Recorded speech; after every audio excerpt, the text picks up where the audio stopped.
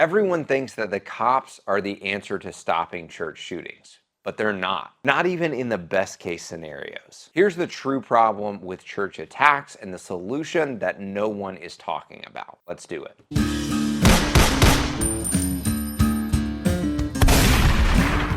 This video is sponsored by Eclipse Holsters. These holsters are insanely customizable with tons of different patterns, colors, belt clips, and aluminum washers. They also have some really cool custom accessories to go with your holster. I've been to their factory and seen their process firsthand. They care so much about the quality of every holster that they make. The best part is that your holster will ship in just 3 business days or less. If you want a custom holster with 0 wait time and a lifetime guarantee, then check them out at eclipseholsters.com.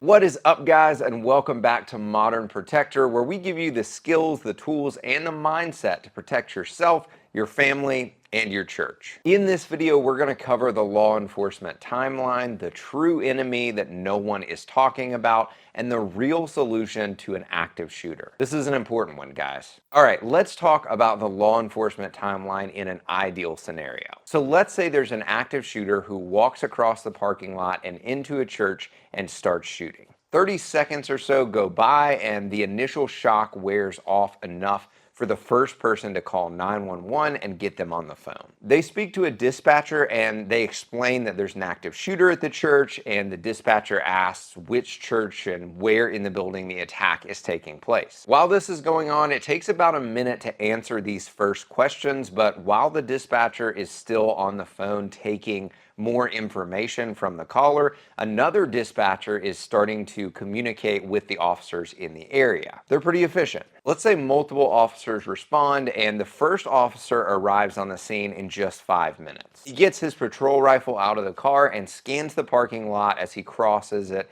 to enter into the building. He follows the sound of the gunshots and begins to quickly clear the building to find where the shooter is. After, let's say, 90 seconds, he finds the shooter, gets in a good position, and engages with him with his rifle, and the threat is stopped. These are ideal circumstances and honestly pretty darn fast speed. Sounds like law enforcement did a pretty good job, right? After all, this is what they're trained to do, and they did it as effectively as possible. So does this solution work? Well, if your goal is to stop the shooter eventually, then sure, it works. But if your goal is to stop the shooter with a very low body count, then no, this doesn't work. Ed Monk, who's the owner of Last Resort Firearms Training and probably the most in-depth, data-driven expert on active shooters, identifies that a shooter will shoot someone every 10 seconds on average once the first shot is fired. In the example that I just gave that were pretty darn fast times, that's 48 shots fired. 48 people shot. If the goal is to end the attack with the fewest amount of victims possible,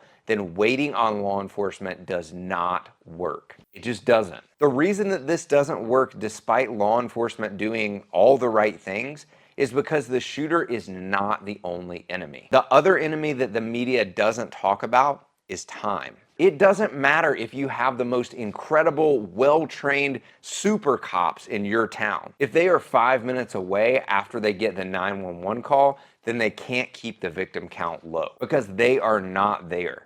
Time is the other enemy that no one talks about. The more time that goes by without the shooter being stopped, the more victims there will be. This is not me being grim, and this is not me hating on law enforcement because it's not their fault. It's simply math. So if the goal is to keep the number of victims as low as possible and to stop the shooter as quickly as possible, then what's the real solution? The solution is to have armed, trained protectors in and around the church to stop the threat in the first 30 seconds. It's that simple. It doesn't mean it's easy, but it is very simple.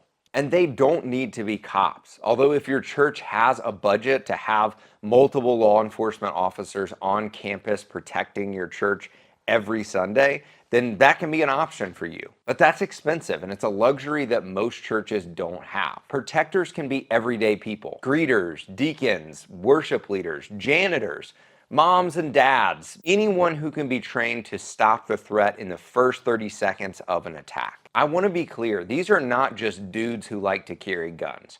Training is definitely a necessity, But being able to draw your gun effectively and get shots on target is not that difficult as long as you're willing to put some work in. The FBI qualification drill is a great starting point. It's a really simple drill that you can find online, and I've even got a video on how to shoot it that I'll link in the description. I believe that every concealed carrier should put some work in to be able to pass it, and it's a great standard to start with for simple handgun training. So if time is the enemy and the goal is to keep the victim count as low as possible and to stop the shooter in the first 30 seconds, then the only solution here is to have armed, trained protectors in your church to stop the killing. It's that simple. If you want more information on how to be a better protector, then don't forget to like and subscribe down below. And until next time, be alert, stand firm in your faith, be strong, be courageous, and let all that you do be done in love. Thanks for watching, and I'll see you next time.